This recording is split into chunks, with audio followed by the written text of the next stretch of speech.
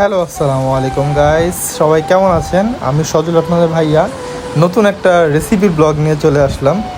So ব্লগটা পুরাই উল্টাপাল্টা হবে, কারণ আমি আসলে রেসিপি সম্বন্ধে কোনো কিছুই ধারণা নাই। তাই প্রথমে আমি চিকেন বোনলেস কিছু চিকেন নিয়ে নিলাম একটা প্লেটের ভিতরে।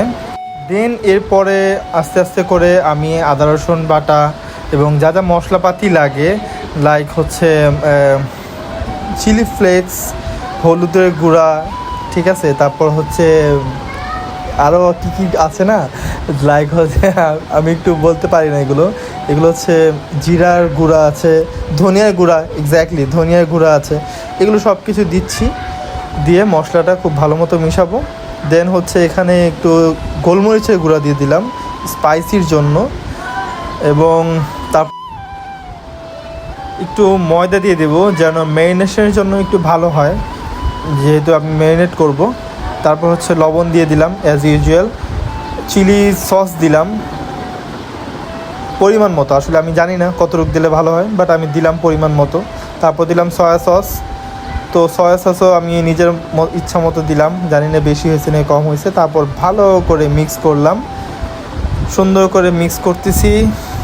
আমি এর আগে কখনো এরকম কোনো রেসিপি বানাইনি, ইউটিউব থেকে দেখলাম তাই ট্রাই করলাম। আসলে যদি কোনো ভুল ত্রুটি হয় সবাই আগে থেকে আমাকে ক্ষমা করে দিবেন। তারপর হচ্ছে এখানে ভালো করে মিক্স করার পরে এখানে আমি এটা 1 ঘন্টার জন্য ফ্রিজে রেখে দেবো ম্যারিনেশনের জন্য। সরি, একটু লেবুর রসও দিয়ে দিলাম যেন টেস্টটা আরও বেশি ভালো হয়। এরপর শুরু হলো যেটা আমার জীবনের সবচেয়ে কঠিনতম কাজ, কোনো কিছু কাটাকাটি। আমি হচ্ছে এত এক্সপার্ট না, আমি লাইফে ফার্স্ট আলু কাটতেছি। সিরিয়াসলি দেখেন কি অবস্থা, কত বড় বড় পিস করে আলু কাটতেছি। অ্যাট লাস্ট অনেক কষ্টের পরে একটা চিন্তা করলাম যে এভাবে করি, তারপর দেখি পারফেক্ট হয় কিনা, এবং দেখেন পারফেক্ট হয়ে গেছে, আমি পারছি। দেখেন কত সুন্দর হয়েছে শেডটা। বাট এর আগে আমি কিন্তু অনেকগুলো নষ্টও করেছি, সরি ফর দ্যাট। এই যে দেখেন কি অবস্থা, বাট ইনশাল্লাহ আস্তে আস্তে হয়ে যাবে, আস্তে আস্তে খুব ভালো এক্সপার্ট হয়ে যাব যদি আপনারা উৎসাহ দেন। তারপর একের পর এক অনেকগুলো আরও স্লাইস করলাম। স্লাইস করতে করতে আসলে আমার হাতে এসে পড়েছে যে কীভাবে স্লাইসটা হয়। ইনশাল্লাহ নেক্সটে যদি কখনো ভিডিও করে ভালো হবে। তো অ্যাট লাস্ট দেখেন অনেকগুলো স্লাইস করেছি, দেখেন কত সুন্দর হয়েছে।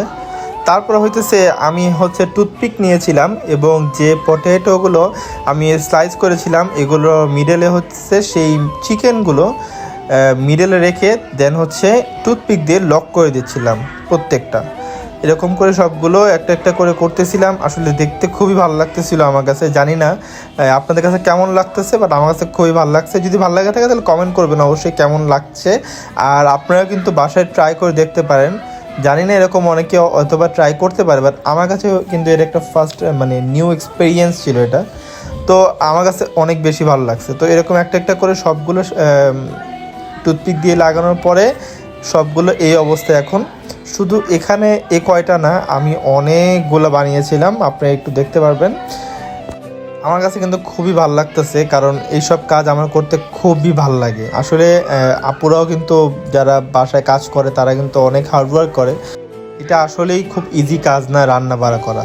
তারপর হচ্ছে ফ্রাইয়ের পালা। তো আমি হচ্ছে তেলের মধ্যে যখন ছাড়ছি, তেলের ছিটাগুলো যেভাবে আমার উপরে আসছে, আমি কোনো এনিমি মনে হয় ওদের। এই দেখেন আমার গায়ের মধ্যে কীভাবে ছিটাগুলো চলে আসছে, আমার হাতের মধ্যে অনেকগুলো তেলের ছিটা আসছে। হয়তো আমার ওয়েটা ভালো ছিল না তেলটা এটা ড্রপ করার জন্য। পরে আমাকে বৃষ্টি দেখাই দিল কীভাবে এটা করে দিতে হবে। তো আস্তে করে ছাড়তে হবে, এবার আমি জোরে জোরে ছেড়ে দিচ্ছিলাম, দ্যাটস ওয়াই আমার উপর একদম তেলের ছিটা চলে আসতেছিল। তো ইনশাল্লাহ আস্তে আস্তে ভালো হয়ে যাবে। তারপর হচ্ছে এরকম কিছু সময়, বেশিক্ষণ রাখতে হয় না, অল্প কিছু সময় করলে হয়ে যায় যেহেতু চিকেন। তো এই হচ্ছে আমার মেইন রেসিপিটা। যদি ভালো লাগে থাকে তাহলে অবশ্যই বাসায় রান্না করবেন এবং আমাকে অবশ্যই সেন্ড করবেন কেমন হয়েছিল টেস্টটা। তো আজকের ব্লগটা এ পর্যন্তই। যদি আমার ব্লগটা ভালো লাগে অবশ্যই লাইক কমেন্ট শেয়ার করবেন, ঠিক আছে? আর এরকম ইনশাআল্লাহ নেক্সটে আরও বেশি বেশি রেসিপি বা অন্য কোনো আপনাদের পছন্দ অনুযায়ী আমি ব্লগ নিয়ে আসবো। আজকের ব্লগটা এ পর্যন্তই। যদি ভালো লেগে থাকে অবশ্যই আমার পাশে থাকবেন। আসসালামু আলাইকুম।